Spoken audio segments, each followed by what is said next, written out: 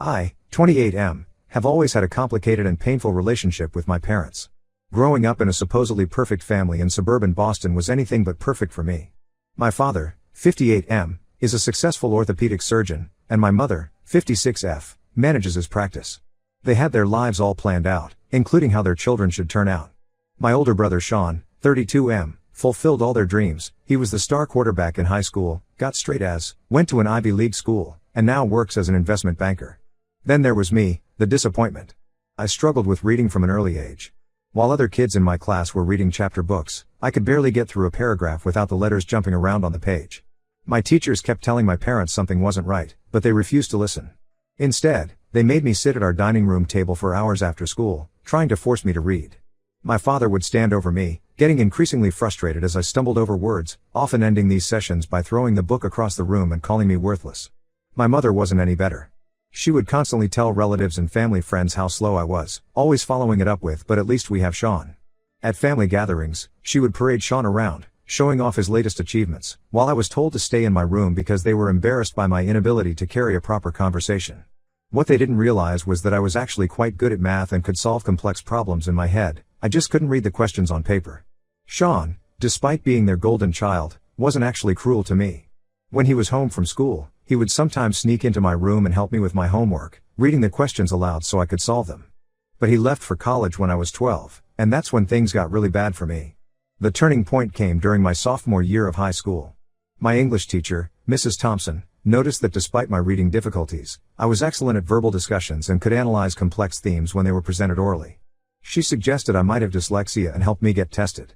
When the diagnosis came back positive, I thought finally my parents would understand that I wasn't lazy or stupid. I had a legitimate learning disability. Instead, they were furious. They accused Mrs. Thompson of making excuses for my laziness and threatened to get her fired. My father said no son of his could have a mental problem and refused to implement any of the recommended accommodations. That same year, I failed my driving test twice because I couldn't read the signs fast enough. My father completely lost it. He gathered the entire extended family for a dinner and announced that I was an embarrassment to the family name. He said I would never amount to anything and would probably end up being a burden on Sean for the rest of my life. But Mrs. Thompson didn't give up on me. Behind my parents' backs, she and my high school counselor helped me apply for accommodations for my SATs. With extra time and a reader, I scored in the 95th percentile in math. They also helped me apply to colleges and for disability accommodations. I got accepted to several good schools and chose one across the country in California, as far from my parents as possible.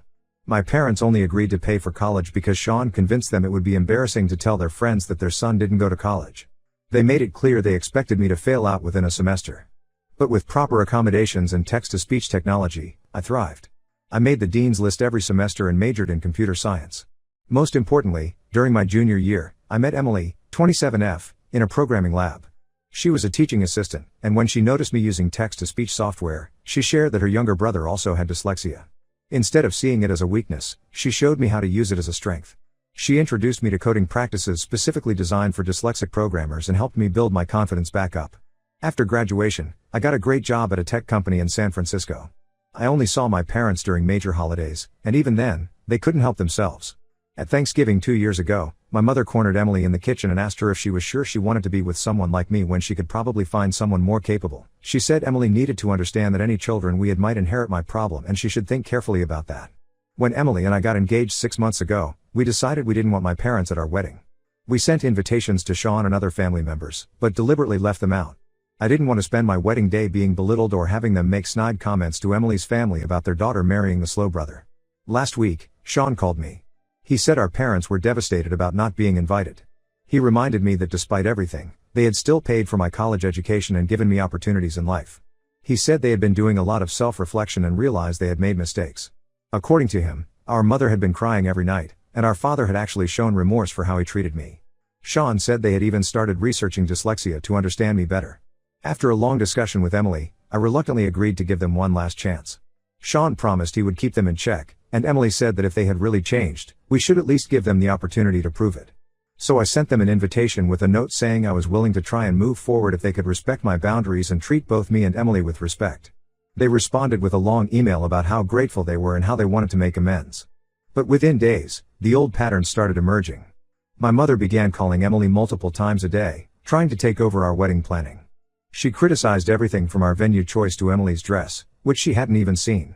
She said our outdoor venue wasn't prestigious enough for a surgeon's son's wedding, even though I had specifically chosen it because it was meaningful to Emily and me. It was where we had our first date. When Emily politely stood her ground about our choices, my mother called me ranting about how my fiancé was being difficult and disrespectful. She said Emily clearly didn't understand our family's standards and suggested we postpone the wedding until Emily learned her place. Yesterday, things reached a breaking point. My parents showed up unannounced at our apartment, saying they had flown in early to help with the wedding. They had brought their own wedding planner and started going through all our carefully made plans, declaring everything needed to be changed because it wasn't good enough for the family's reputation. When I tried to stand up to them, my father fell right back into his old patterns, calling me ungrateful and disrespectful. Emily and I asked them to leave, but they refused to go. They said they had already told all their friends they were staying with us, and it would be embarrassing for them to get a hotel now. When we insisted, my father got angry and threatened us. He said if we made them leave, they would tell everyone what a disappointment I've always been and how I'm trying to cut them out of my life for no reason. He even brought up my dyslexia again, saying they had sacrificed so much to raise a child with problems. I'm at my breaking point. The wedding is in 3 weeks, and I'm seriously considering uninviting them again. Sean says I'm being too harsh and should give them another chance since they're trying in their own way. But Emily thinks we should stick to our original plan of not having them there. I don't know what to do anymore. Part of me feels guilty because they did pay for my college, but another part of me knows they only did it to save face with their friends. Am I wrong for wanting to uninvite them again? Update 1 first, I want to thank everyone who commented on my original post. Reading your responses really helped me understand that I wasn't being unreasonable, and sometimes paying for things doesn't give people the right to control your life forever.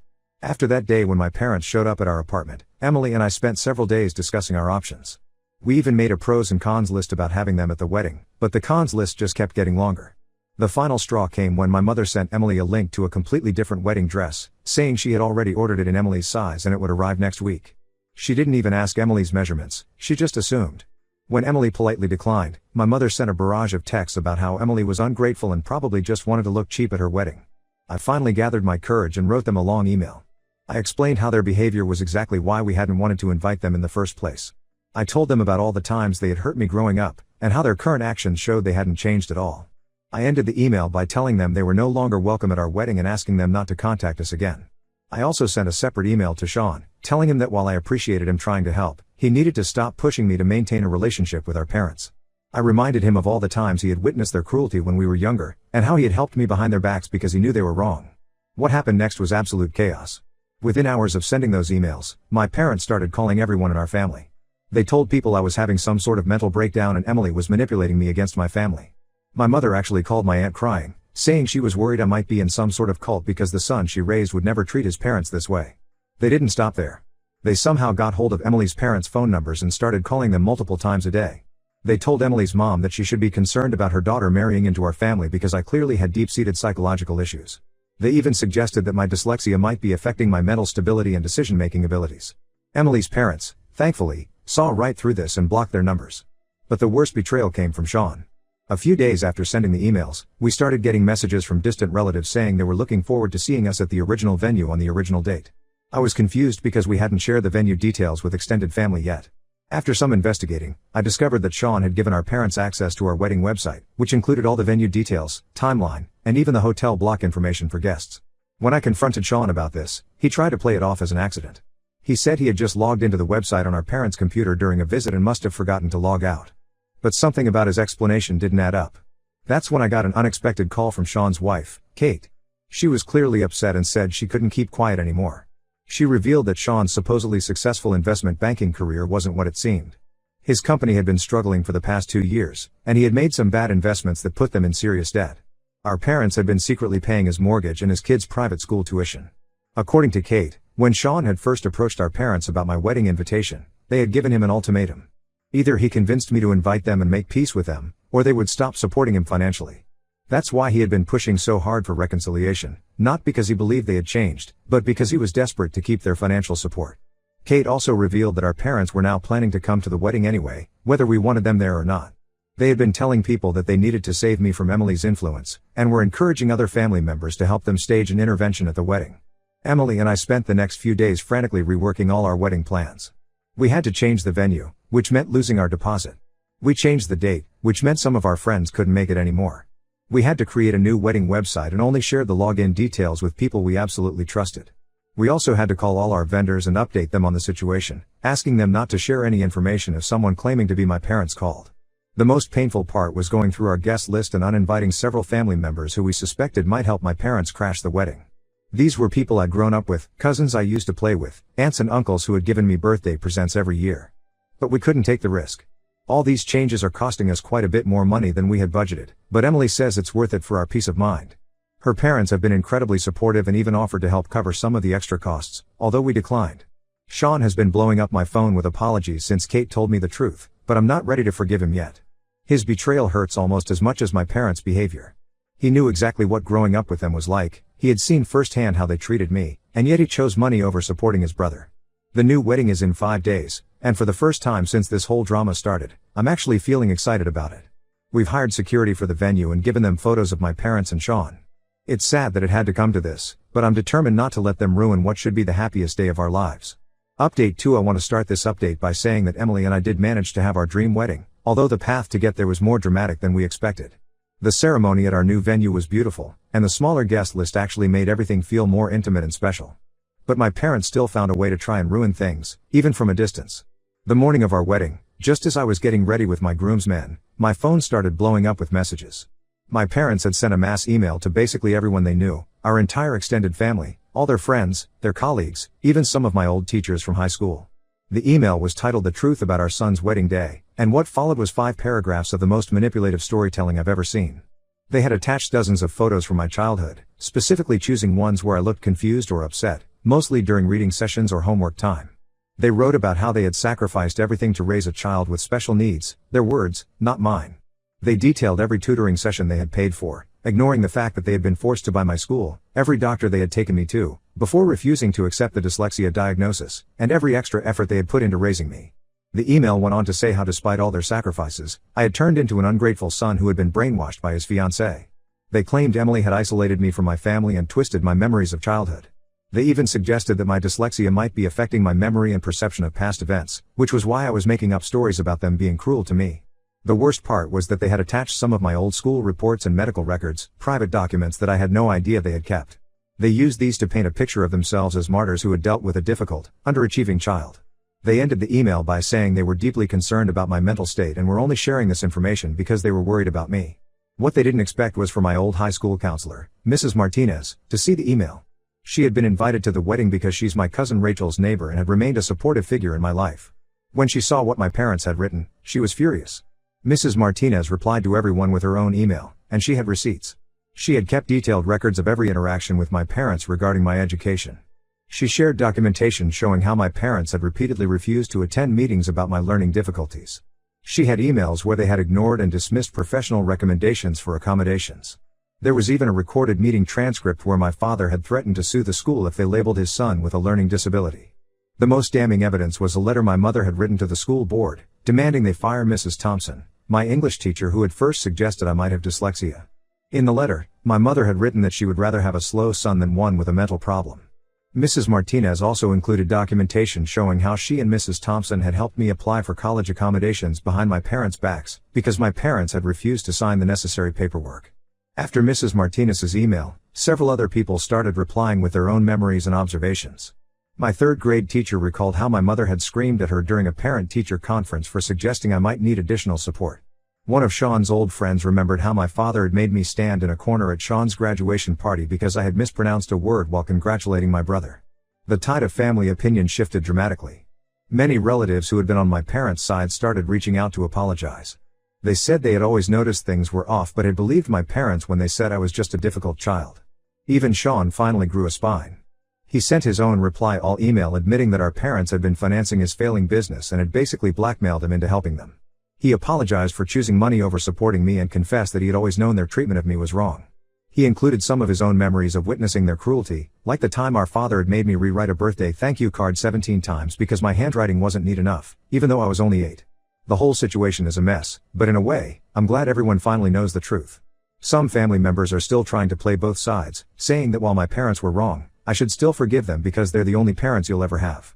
But most people have been supportive of my decision to keep them out of my life, especially after seeing the lengths they went to try and ruin my wedding day. Update 3. It's been 3 months since our wedding, and life has finally settled into a peaceful rhythm. Emily and I just got back from our honeymoon in New Zealand, and for the first time in my life, I feel completely free from my parents' influence. The constant anxiety I used to feel about their next cruel comment or manipulative move is gone. The aftermath of the wedding email drama was intense.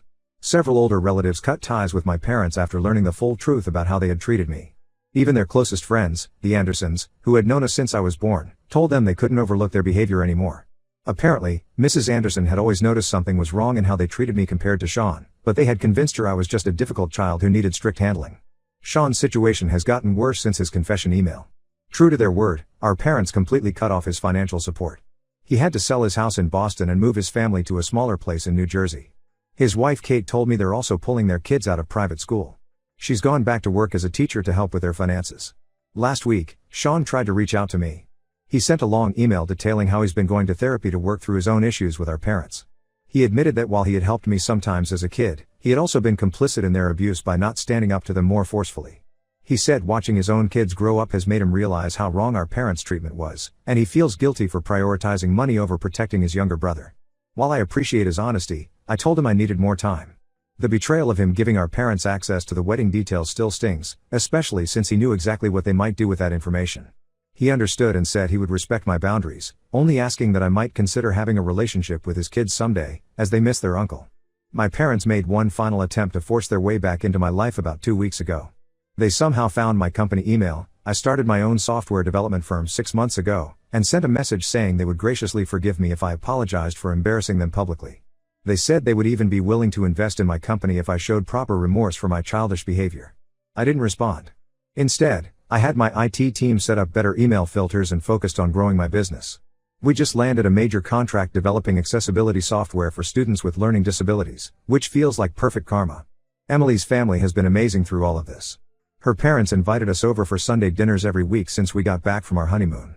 Her dad, who runs his own construction company, has been giving me business advice, and her mom keeps sending us home with leftovers like she's trying to make up for all the family meals I missed out on growing up. Her younger brother, who also has dyslexia, has become one of my closest friends.